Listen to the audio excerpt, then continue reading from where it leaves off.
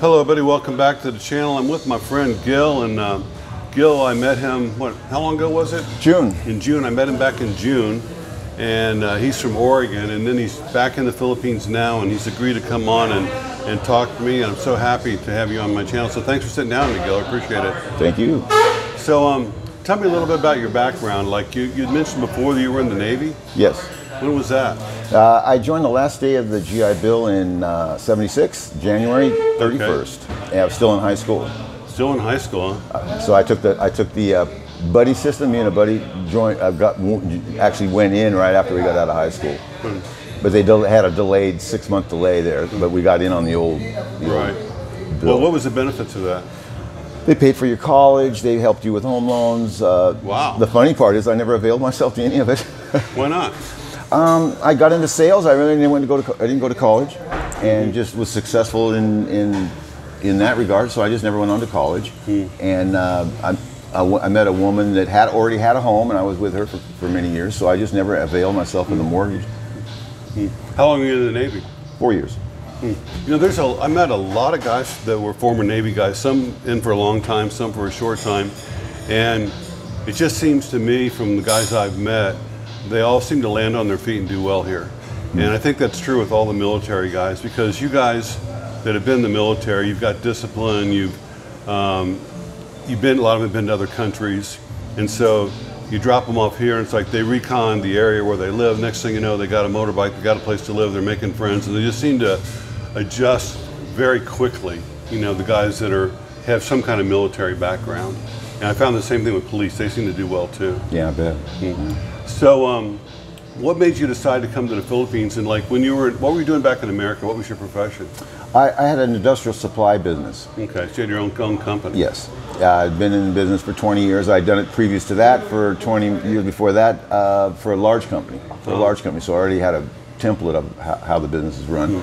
And I was living in Los Angeles at the time, working for them, when my daughter from a previous marriage called me up and said her mom was wanting to move off to another area of the country, and she was still in high school, and so was her brother. So I gave up everything in LA, moved back to Portland, where I'm originally from, and found myself, well, what am I going to do now? I was 40 years old, and basically started my own business with the same template I was using in Los Angeles.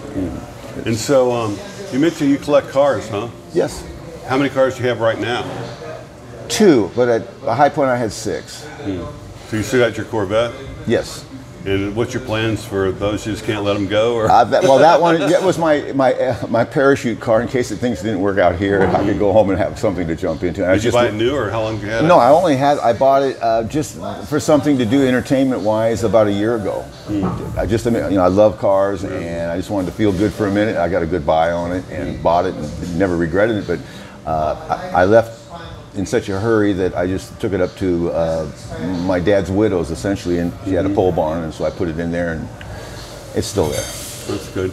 And so you said you sold your house and everything too? Sold my house, sold all my possessions, sold the cars, got rid of a lot of stuff I thought I could never do without, but I'm so glad I don't have to worry about it anymore. It's done. It's behind me. Yeah, once you get rid of the first few things, it starts getting easier, but... By the end, it was like, take this. You please take this. My tools, it took me probably 3 months to get all my tools out that I'd collected over the years. And you're not shipping anything here at all? I've got 2 Balabaini boxes, and they're basically clothes and shoes from what you guys told me. Yeah. You know, you can't find those. I can replace everything else. And with the price of labor here, why would I want to work on anything? I can just take it to the shop and have them do it. Yeah, this is true. This is true, yeah. So you're here to stay now, huh? Yes. Wow. And so when do you first get the inkling or the idea in your head that, you know, I think I might move to the Philippines, or it's a possibility, and what was your motivation for that?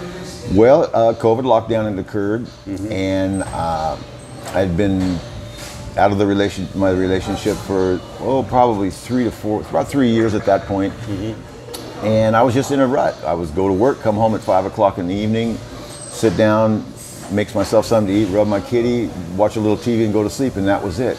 Every night, day in and day out, and as the years started to go by, I could see myself dying in that cul-de-sac.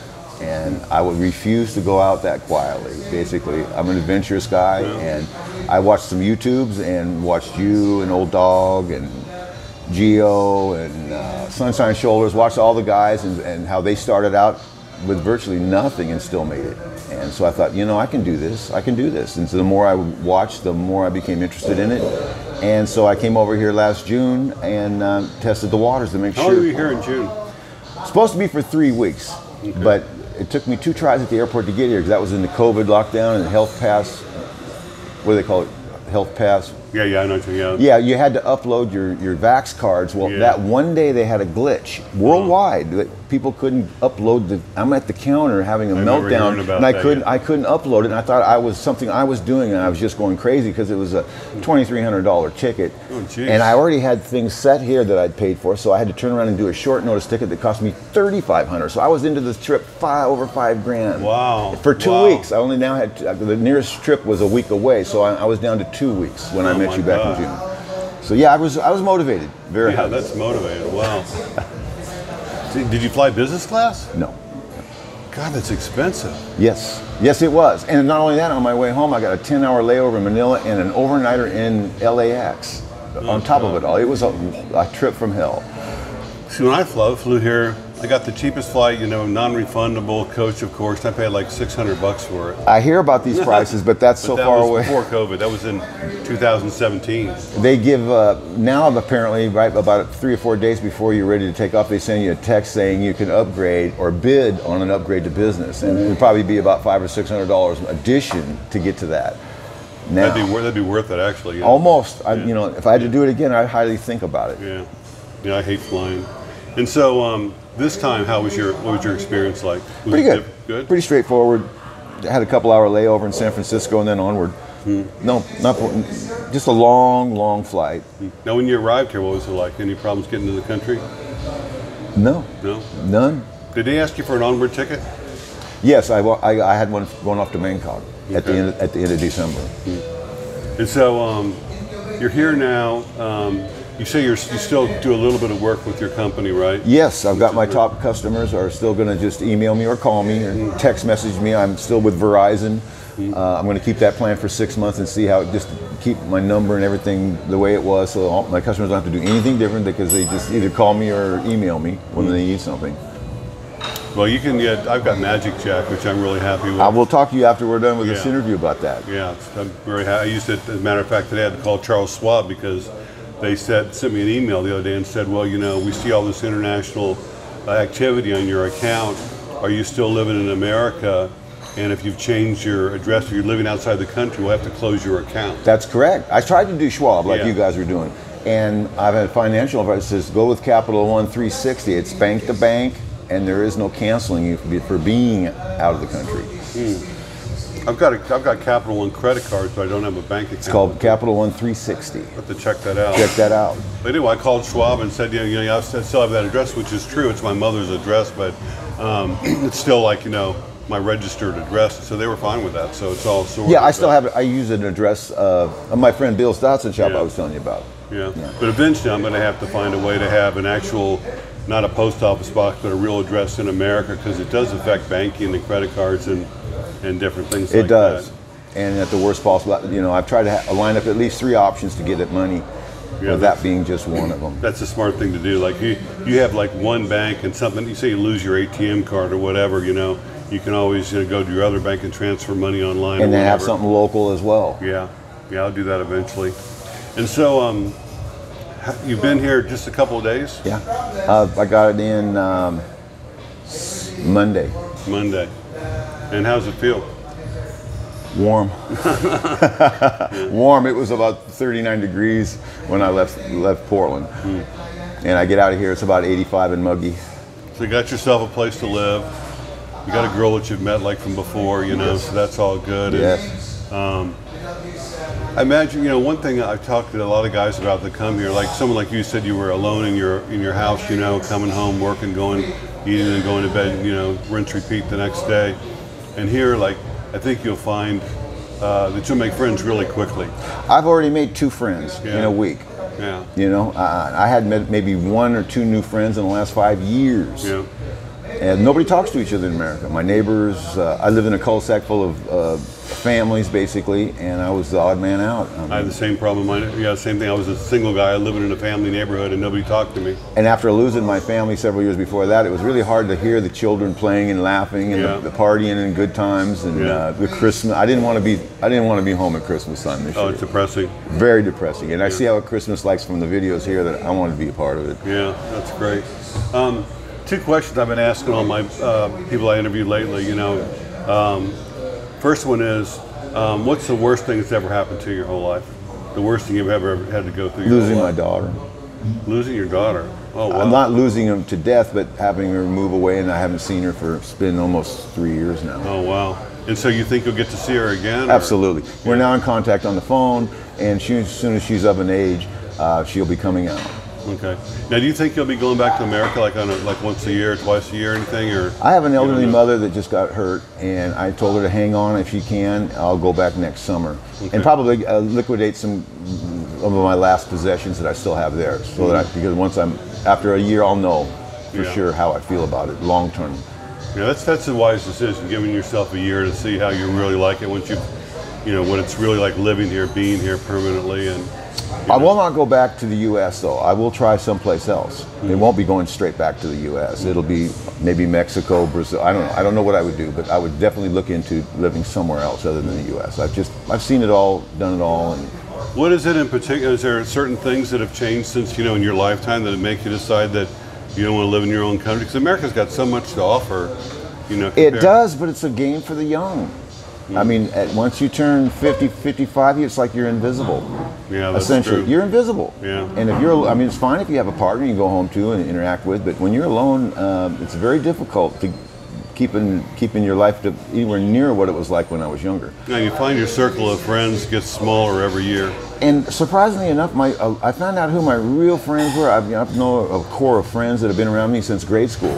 And it was surprising the ones that turned out to be supportive of what I was doing versus the ones that were giving me, well, what ifs all the time. What if this happens? And what if that? And I quit talking to them 3 or 4 months before I left town. I hadn't spoken to any of them. I didn't want to talk to them anymore. I got tired of having to defend my decisions. Yeah, I know the what ifers too. It's like, it's always the negative too. Like, well, what if you get sick? What if you lose your job? What if? Always thinking they're trying to help you by pointing out all the things that could possibly go wrong, and saying, well, what if you love it there? What if you meet the love of your life? What if you have more friends there than you ever had anywhere? The big one was, well, it's dangerous and this, and I said, are you kidding me? We're having mass shootings all around us, all the time. Yeah, I've said before how safe I think the Philippines is, and I'm sure you can go. It's a big country, so you can go to Manila. I'm sure there's someplace you can find that's dangerous. You can find trouble. If you look around, you can find trouble. But I've been living here on Negros for almost 4 years now, and it's the safest place I've ever been in my life. And the times I've been here, I've never felt threatened. Yeah, never. I mean, I've never I go to an ATM, I'm not looking behind my back, even if it's 3 o'clock in the morning. Well, I do it by habit from America. Yeah. And I leave my helmet just hanging on my motorcycle. My wife sometimes will take her jacket and leave it on the seat of the motorcycle so the sun doesn't make the seat hot, and nobody's ever stolen my helmet or my jacket. And we've gone shopping and had like a box, like bungee cord on the back of our bike. We went into a restaurant, had dinner, came back out, and nobody stole, our stuff. People are not envious and staring at you like, what do you? I should have that. You should, kind of look. Right.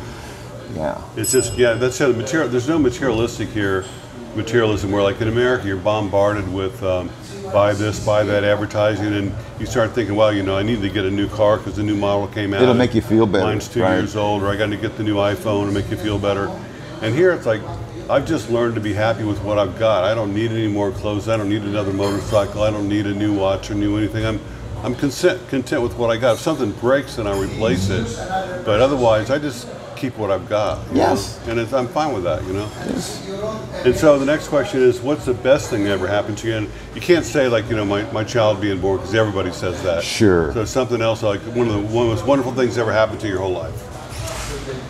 Probably to reach this age and be financially independent. That was my biggest fear, was to get old and be broke. Oh yeah.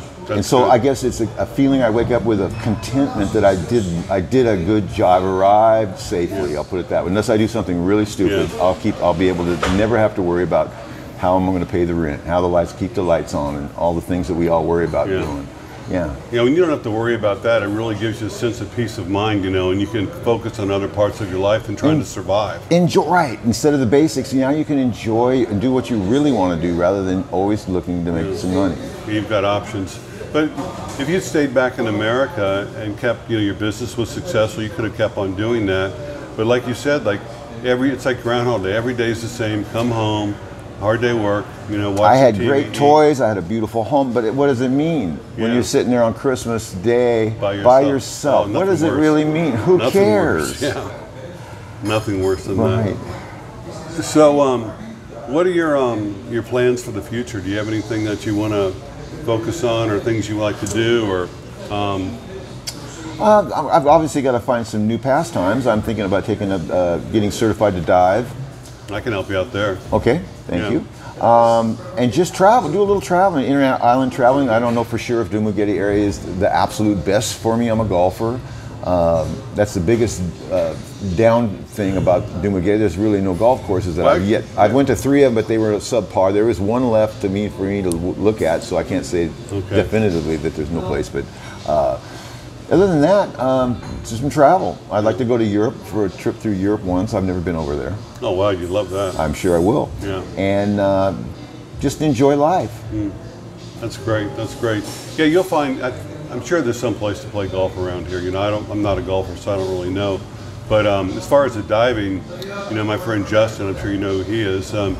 He says that, you know, Philippines is some of the best diving in the whole world. That's correct. Within, like, you know, walking distance of where I live. Right. Isn't that the second largest coral reef in the world, isn't it? Yeah, yeah. And as a matter of fact, we're having a YouTube get-together on the 15th of YouTubers and also subscribers at Justin's Resort. I'll tell you all about that later, how to get there and everything. When's they going to have that? It'll be on the 15th at noon. December? No, yeah, this month. Wonderful. Yeah, and it's going to be at in Darwin, so it's real close to here. Nice. I've been there. Yeah. And so you can learn all about diving. It's, you know, a lot of YouTubers will be there. All the guys you watch will be there. Great. You can do that. Wonderful. Well, let's see. I think that's about it. So glad everything's working out for you, you know, and hope to get to talk to you again. And I'm sure you're going to do well here and be happy here and make lots of friends. I hope so. Yeah. All right. We'll see you next time. Thanks for watching, everybody, and thanks for subscribing.